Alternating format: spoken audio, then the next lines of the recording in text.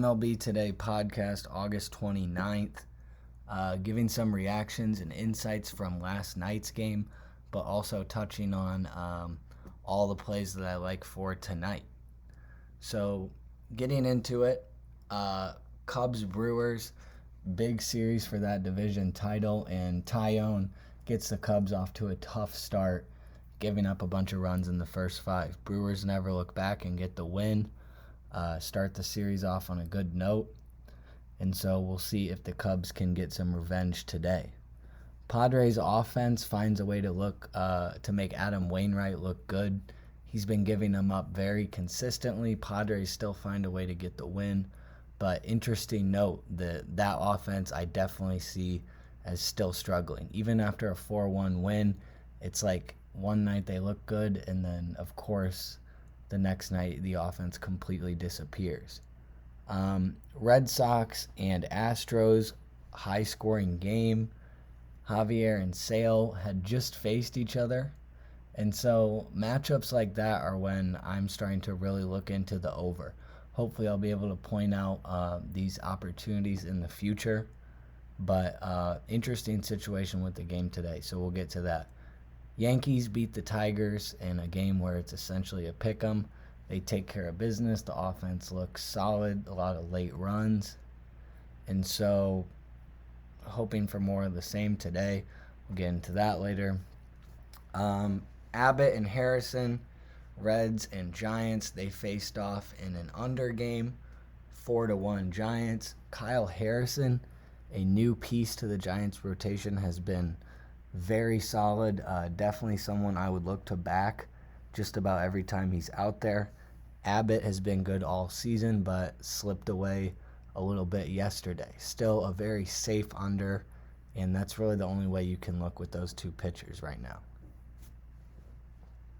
So getting into tonight, we start out with a bullpen game for the Yankees in Detroit against Skubal. And Skubal has been someone that is highly respected by the books. He did just have a win against the Guardians 2 starts ago, but I'm definitely looking to take advantage of this. And so I hope I'm not late to the party, but when the Yankees looked good yesterday and it seemed kind of an obvious win, I see Skubal's pitching, but I was a bit surprised with the line. And so knowing a lot of these Yankee pitchers in the bullpen are fresh and they're going to have new arms throughout the whole game, give me Yankees. Next, interesting point, we've got Angels and Phillies here, Tyler Anderson versus Lorenzen. And I instantly wanted to look at the first five over here, and it was saying at 5.5. But the full game total is at 9.5. And so I was just talking about how the Red Sox and Astros have had some pretty high-scoring outings. And Bayo and France just faced each other, and that one ended up being a 17-1 win for the Red Sox.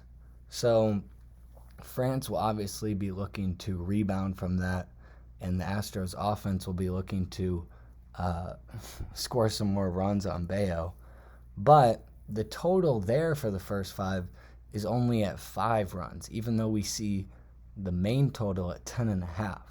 So what I'm going to do here is I'm going to take the first 5 over in Astros Red Sox that's lower than the first 5 in Phillies Angels, and then I'm going to take the over in Phillies Angels full game, so 9.5. When we get into bullpens, I definitely trust the Astros bullpen the most of the 4 teams.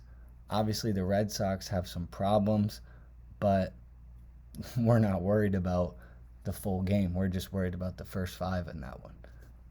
Moving on to Miami, we've got the Rays visiting the Marlins, and Savali has essentially been our model of consistency that we like.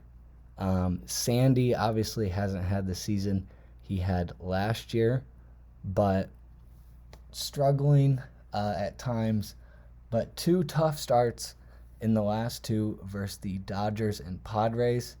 Got out of there with minimal damage, a quality start and an almost quality start. So going against an offense for the Rays that I wouldn't quite put on that level of the Dodgers, missing Wander Franco, I think first 5 under 4 is definitely a good look here. When we talk about the Cubs Brewers series, we see that total first 5 at 3.5. So a push is always a win. We're assuming it's going to go under. That's the play we like, but also a very real scenario where I could see the push at 4. And if I'm going to get my money back, that's fine. Kind of a similar situation to Astros and Red Sox there. Total at 5, expecting it to go over. Very real scenario where it gets 5, get my money back, no worries there. Moving on to White Sox and Orioles. Definitely a situation where there's just no reason for the White Sox to compete in this game. We compare the bullpens, we compare the starting pitchers, we compare the offenses. The Orioles are just a much better team, and they should get off to a much better start with Kramer tonight. And so while I do like a first 5 look, that -1.5 seems really tempting. And so Orioles -1.5, hopefully they take care of business. That's what should happen. Next game up, we have Gore and Berrios, Nationals Blue Jays in Toronto. And Nationals first 5 is what I'm going to give out right away. Money line around 150, plus 150. The Blue Jays are missing some guys on offense, and we see what Vegas expects reflected in the total here. And the Nationals have been above 500 since the All-Star break. Again, the Blue Jays offense missing some people. So they're already expecting it to be a low, close game, I'm assuming. And so let me take a shot with the Nationals here. Already discussed Astros Red Sox, first 5 over 5 runs, and that brings us to Mets and Rangers. With Haney, he's been improving, getting more to those quality starts after being a bit all over the place. Even though the Rangers had a nice come-from-behind win last night, I kind of question if the offense is at the level that it once was. And we totally see that with, even though the Mariners are the hottest team in baseball, the Rangers slipping out of the standings to a point where in a week or so they might not even be in the playoff picture if the Blue Jays get it going. These wins are definitely important to them. Quintana put a few good starts together, and then he met up with the Atlanta Braves and got rocked. That's what usually happens when pitchers face the Braves. So we kind of want to give him a pass. But in terms of tonight, I could just see this game going all different types of ways. Quintana could rebound with a good start against an offense that, once again, isn't where it once was. And so no play for me. Moving on, definitely an emotional matchup, an important matchup for the Guardians. Trying to make a late push to get into the playoff picture. Seems a little late, but if there's any team to beat to improve that situation, it is the Minnesota Twins.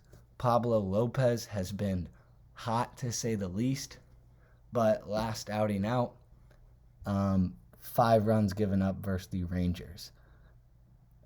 Again, I don't want to keep acting like I'm so down on the Rangers offense, but they haven't been where they were, especially with no Josh Young. And so I'm going to take a shot with the Guardians here. Williams hasn't been great, but they just need this win. And a sweep in this series, a 2-0, going down 2-0, and just maybe getting the third one, going to be very deflating for the season. So I'm willing to take a shot with Guardians plus 145 here. Moving on to St. Louis, we have Padres and Cardinals. And Zach Thompson for the Cardinals has been pretty much one of the ideal people that we want to back. Now, he doesn't have the offense supporting them, and Lugo comes in, putting in 2 or 3 great starts together, giving up no earned runs. I was just talking bad about the Padres' offense, saying how they found a way to make Wainwright look good. And so, first 5 under 4.5 is what I love in this one. Moving on to Wrigley, wind is blowing in tonight. That's why we see the low total at 6.5. But Steele, while he has been similar to Savali in the sense that he's extremely consistent, he's still giving up 2 or 3 every outing. And so that paired with Corbin Burns, who to me is a total wild card, I could see him giving up 4 or 5 on his own. And so to clear a total of 3.5 for the first 5, one of the lowest totals I've seen all season, I'm definitely looking to take a big shot with the over and kind of ignore these big name pitchers. Pirates Royals. I've seen multiple pitchers listed for the Pirates today, so that kind of makes me want to stay away from the game. Reagans has been very solid ever since he got to Kansas City, and they'll be looking to avenge last night's loss. But no play here for me. Last few games, Braves and Rockies in Colorado. And last night we had a very high-scoring game. I believe the Braves put up about 14 runs. And so to see the total at 12, even though it's in Colorado, is a bit surprising, especially with how good Morton has been in his last few starts and even Lampert for the Rockies. And so when we look at the first 5 total, 6 runs, I'm definitely looking at the under there. I figure it could be 5-0 Braves, something like that. Morton, again, there's no real reason for him to be giving up runs to the Rockies, and so definitely looking under there. Moving on, Mariners, just expecting a sweep in this series. Not a very interesting one to handicap. Offense has been going well. Kirby, a bit questionable in his last few, but hottest team in baseball, pretty much just expecting sweeps and take care of business. Last 2 games of the night, touched on how good Kyle Harrison has been for the Giants and Andrew Abbott for the Reds. And after the low-scoring game last night, we have a lower total than we got last night, staying at 7.5. And the Giants have been putting up runs at home, and the Reds obviously need a win now. Cobb has been no strong opinion on him as of late. Williamson has definitely been an above-average pitcher in this league, but definitely going to take a shot with the full game over. Giants bullpen has been very active the last couple nights. We've seen Duvall out 2 nights in a row, and so situations like that leave some hope for some late runs, and I'm definitely hoping that one goes over. Last game of the night, Diamondbacks and Dodgers, and Clayton Kershaw last start got rained out 2 innings in against the Guardians, gave up 1 run, and that has been pretty consistent with what we've seen all season from Kershaw. He's been great. He's been a top pitcher in this league, but so has Merrill Kelly. Amazing start in the last one. No runs given up. I believe it was 12 Ks.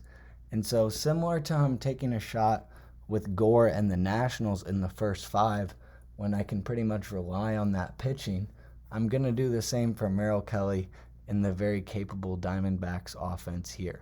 So those are the looks for today. Hopefully the night goes well.